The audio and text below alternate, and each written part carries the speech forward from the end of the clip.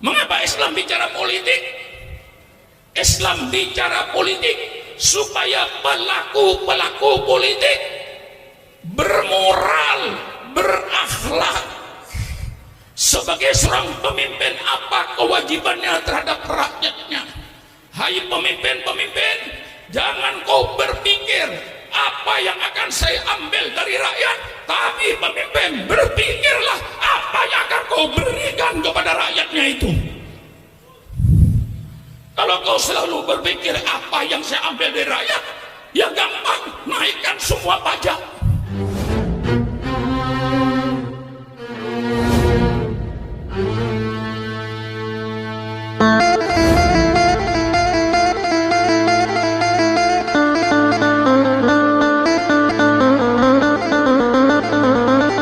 Assalamualaikum warahmatullahi wabarakatuh. Bismillahirrahmanirrahim. Alhamdulillahi rabbil alamin. Wassalatu wassalamu ala asrafil anbiya'i wal mursalin, Sayyidina wa habibina wa syafi'ina wa maulana Muhammad wa ala alihi wa ashabihi ajma'in. Subhanaka la ilma lana illa ma 'allamtana innaka antal alimul hakim. La haula wa la quwwata illa billahil aliyil azim. Amma ba'du. Para alim ulama yang saya muliakan, para habaib yang saya muliakan, wabil khusus baru-baru Habib Hanif yang telah menyampaikan begitu semangatnya. Saya terbayang ketika umur saya dulu 30 tahun. Sekarang umur saya sudah 81 tahun. Apa yang disampaikan Habib Hanif tadi itu 100% yang saya sampaikan tadi kepada wali kota dan bapak polisi. Apa saya katakan kepada beliau tadi itu persis 100%. Pidato beliau terakhir itu saya katakan, pemerintah sadarlah bahwa Indonesia ini bukan negara Islam, tapi kebetulan Indonesia ini 90% rakyatnya beragama Islam. Maka kalau pemerintah mau bikin undang-undang, mau bikin peraturan, pakai pikiran. Siapa yang akan melaksanakan peraturan ini? Siapa yang melaksanakan undang-undang ini? Kau jangan bikin undang-undang peraturan semau-maunya. Pikirkan dulu, siapa yang akan melaksanakan peraturan yang kau bikin ini? Yang akan melaksanakan 90% beragama Islam. Jangan Anda bikin peraturan, ya Pak Jinuria. Jangan Anda bikin peraturan pemerintah yang bertentangan dengan Al-Quran dan Sunnah Nabi. Persilakan Anda bikin peraturan.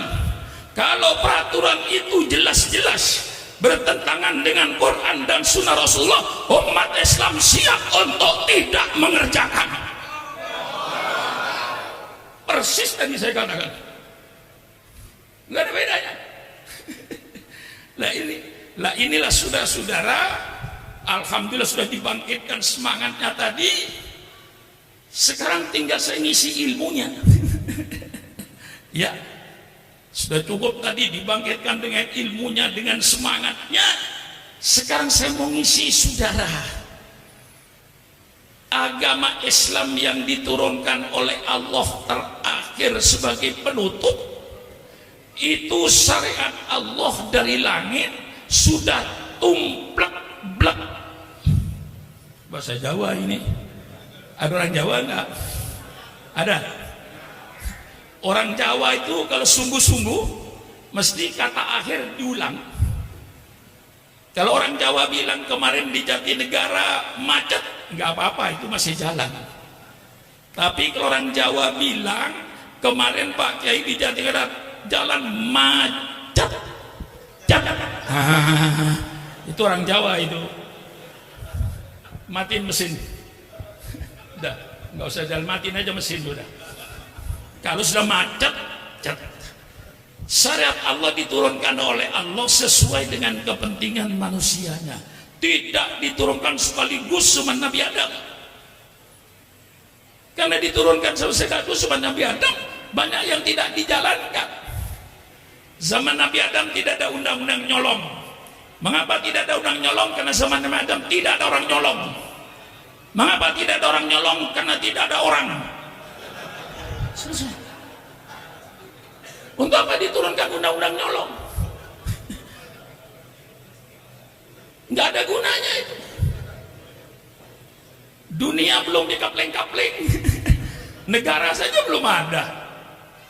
Nggak perlu. Nggak diturunkan oleh Allah. Zaman Nabi Adam tidak diturunkan undang-undang perkawinan sempurna seperti kita ini. Mengapa? Karena zaman Nabi Adam tidak ada orang kawin. Mengapa tidak ada orang kawin? Ya tidak ada orang. Siapa mau jadi besan? Cukup Allah kasih kemurahan. Kakak kandung kawin dengan adik kandung, ada kakak dengan adik kandung. Kalau sekarang di Jatinegara ada orang mau kawin dengan adik kandungnya sendiri, itu anak salah lahir. Mestinya lahirnya zaman Nabi Adam. Datang Nabi Nuh sempurnakan, datang Nabi Ibrahim sempurnakan, datang Nabi Musa sempurnakan, datang Nabi Isa sempurnakan dengan kitab Injilnya. Datang Nabi Muhammad, semua kitab ditarik oleh Allah. Maka semua kitab ini sebenarnya menurut Al-Quran sudah tidak ada di permukaan bumi. Yang asli menurut Islam, Injil yang asli yang firman Allah kepada Nabi Isa, bukan perkataan Nabi Isa, itu kitab Injil. Kitab Taurat itu perkataan firman Allah kepada Nabi Musa, dan bukan perkataan Nabi Musa sebagaimana Al-Quran. Al-Quran diturunkan sempurna, semua syarat Allah tumplak blak, tumplak blak, gak ada sisanya lagi sudah. Sehingga Islam diturunkan mengatur segala-galanya. Orang yang berkata, kalau boleh saya katakan kaum sekuler, yang mengatakan bahwa agama tidak mengatur kehidupan manusia sehari-hari, sehingga agama dipisahkan dengan kehidupan manusia sehari-hari, itu menunjukkan orang itu orang yang tidak mengerti Islam. Kalau dia mengerti Islam dan mengerti syariat Islam, tidak mungkin dia berfaham sekularisme. Karena Islam mengatur segala-galanya, mengatur rumah tangga. Mengapa Islam mengatur rumah tangga? Jawabannya gampang. Supaya yang namanya suami, yang namanya istri, yang namanya anak mempunyai akhlakul karimah. Maka Islam bicara rumah tangga, bagaimana kewajiban suami, kewajiban istri untuk membentuk anggota rumah tangga berakhlakul karimah. Innama bu'ithu liutammima makarimal akhlak. Allah berbicara soal bermasyarakat, bagaimana kita bertetangga, bermasyarakat sudah rukun supaya damai. Kembalikan kepada ajaran Islam, mesti rukun, mesti damai. Tetangga dengan tetangga mempunyai akhlakul karimah. Mangkana yu'minu billahi wal yaumil akhir falyukim jarahu. Subhanallah. Mengapa Islam bicara soal bermasyarakat? Supaya anggota masyarakat itu bermoral, berakhlak. Islam berbicara soal pertanian. Mengapa Islam bicara soal pertanian? Supaya petani-petani itu berakhlak Islam. Jangan ngambil tanah orang walaupun satu jengkal, akan dikalungkan api neraka. Tanamlah tanah yang milikmu, jangan sampai menanam tanam milik orang lain. Nanti setelah panen apa kewajibannya? Lihat fakir miskin. Itulah sebabnya Islam bicara soal pertanian, supaya petani-petani itu berakhlak, bermoral. Mengapa Islam bicara ekonomi, bicara soal jual beli, bicara soal koperasi? Siapa bilang Islam tidak bicara soal ekonomi? Orang yang berkata Islam tidak bicara ekonomi, itu orang yang bodoh, tidak tahu syariat Islam. Kalau dia baca Fathul Qorib, dia baca Fathul Mu'in, ada babul bai', bab tentang jual beli, ahallallahul bai'a wa harramar riba, ini ekonomi. Ar-rasi wal murtasi finnar, orang yang menyuap dan yang terima suap di neraka. La ta'kulu amwalakum bainakum bil batil, jangan kau makan harta orang lain dengan cara yang batil, ngurangin timbangan dan seterusnya. Islam mengatur ekonomi sampai cara mesen barang. Islam mengatur menurut sunnah Rasulullah bagaimana cara mesen barang, bagaimana berkooperasi. Islam mengatur bagaimana cara penanaman modal yang dikenal dalam hukum fikih babul qirot. Ada yang membaca babul qirot, persilakan. Bagaimana investasi dalam Islam. Islam berbicara sampai mendetil bagaimana memesan barang. Ya kayak sekarang ada online, ada syarat-syarat yang besar namanya babus salam. Bagaimana kita memesan barang, syaratnya bagaimana, pembayarannya bagaimana. Persilakan baca Fathul Qorib, Fathul Mu'in. Jadi kalau ada tokoh Islam berkata bahwa Islam tidak mengatur kehidupan manusia sehari-hari, itu keluar dari orang-orang yang bodoh dan tidak mengerti syariat Islam. Paham? Paham? Mestinya saya sudah tidak pidato begini. Dulu 40 tahun yang lalu saya begitu pidato begini. Tapi kalau sudah Islam dikutik-kutik, saya katakan jangan membangunkan macan tidur. Saya sudah tidur sebenarnya karena tua. Tapi jangan coba-coba Islam itu dipermainkan. Syukur akan tampil sebagaimana dulu ketika umur 20 tahun, 30 tahun. Tangan saya masih mampu untuk nonjok-nonjok. Kalau ini sudah menyangkut soal Islam. Jadi orang yang berkata Islam tidak mengatur ekonomi, tidak mengatur politik, itu orang yang bodoh Islam. Ngaji, jangan Islamnya cuman asyhadu an la ilaha illallah wa asyhadu anna muhammadar rasulullah, tidak pernah belajar Islam, tidak pernah ngaji tafsir, tidak pernah ngaji hadis, lalu berkata bahwa Islam tidak mengatur kehidupan manusia. Itu keluarlah dari pemikiran orang-orang yang bodoh Islam. Paham? Mengatur ekonomi, mengatur ekonomi supaya pelaku ekonomi bermoral, yang dagang berakhlak, yang buka industri berakhlak. Ini tujuannya mengapa Islam bicara ekonomi, supaya pelaku ekonominya bermoral, berakhlak. Innama bu'itu liutammima makarimal akhlak. Paham? Mengapa Islam bicara politik? Intinya kata kuncinya satu, innama bu'itu liutammima makarimal akhlak. Mengapa Islam bicara politik? Islam bicara politik supaya pelaku politik bermoral, berakhlak. Sebagai seorang pemimpin, apa kewajibannya terhadap rakyatnya? Hai pemimpin-pemimpin, jangan kau berpikir apa yang akan saya ambil dari rakyat, tapi pemimpin berpikirlah apa yang akan kau berikan kepada rakyatnya itu. Kalau kau selalu berpikir apa yang saya ambil dari rakyat, ya gampang, naikkan semua pajak. Maka pemerintah bukan berpikir apa yang saya ambil dari rakyat, tapi pemerintah berpikir apa yang harus diberikan kepada rakyat. Bagaimana? Bagaimana? Ngotot lagi saya ini, dipancing Habib Hanif tadi itu. Lah ini Islam. Siapa bilang Islam tidak bicara politik? Yang melarang kiai bicara politik, yang melarang ulama bicara politik di masjid-masjid, di masjid taklim adalah Belanda.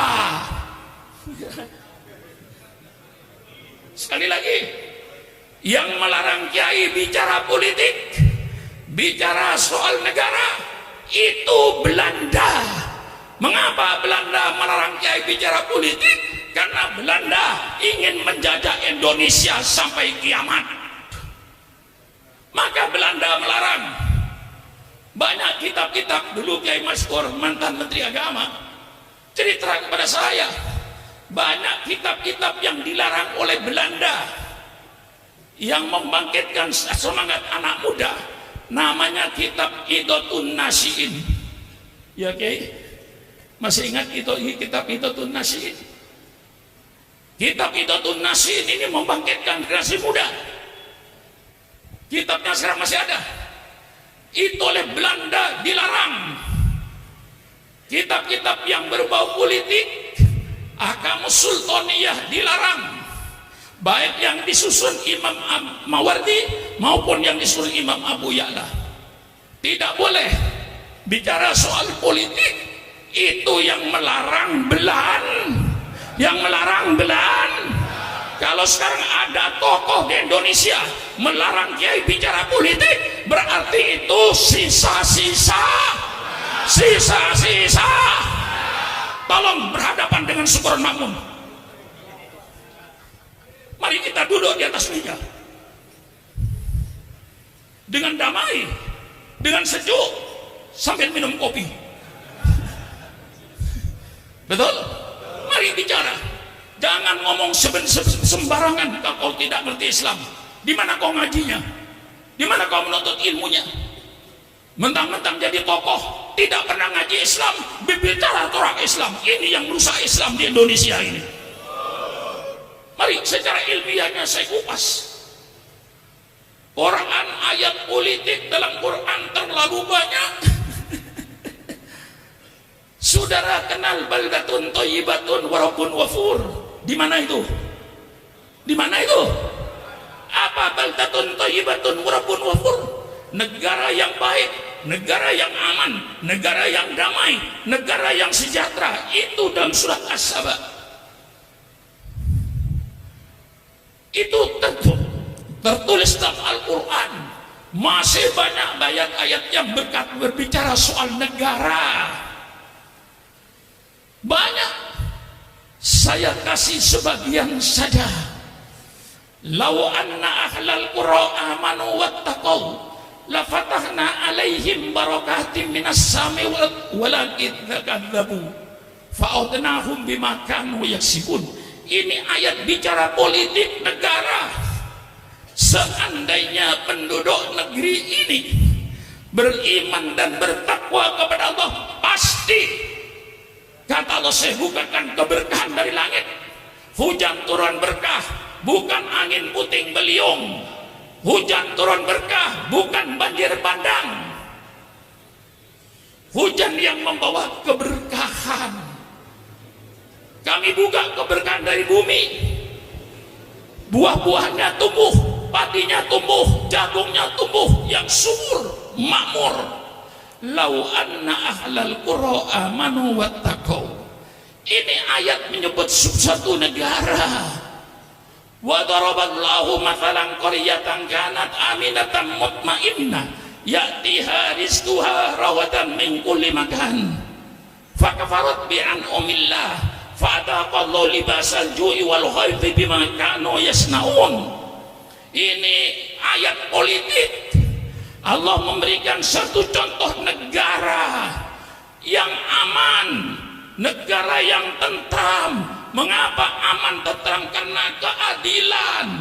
Allah datangkan rezekinya yang berlimpah ruah dari segala penjuru. Negara ini yang menjadi cita-cita setiap manusia. Negara seperti di Quran ini yang diharapkan oleh semua manusia. Tapi apa yang terjadi? Fakafarat bi an'umillah. Mereka lalu ingkar kepada nikmat Allah. Allah tukar. Fa'adaqahul libasal ju'i wal khawfi bima kanu yasnaun. Allah tukar rezeki yang berlimpah dengan kelaparan. Berapa banyaknya bangsa yang sedang lapar hari ini? Subhanallah, subhanallah. Allah tukar keamanan dan ketenangan dengan kegelisahan. Lihat sekarang ini di Irian, di mana-mana tempat. Subhanallah, subhanallah. Allah bicara negara, malah Allah menceritakan lagi bagaimana Allah cara menghancurkan suatu negara. Ini terperinci dalam Al-Quran. Dalam Al-Quran terperinci. Idza aradna an nuhlika qaryatan amarna mutrafiha fafasaku fiha faqqa alaihil qawlu fadammarnaha tadmira. Kalau Allah ingin menghancurkan suatu negara, apa yang Allah jadikan?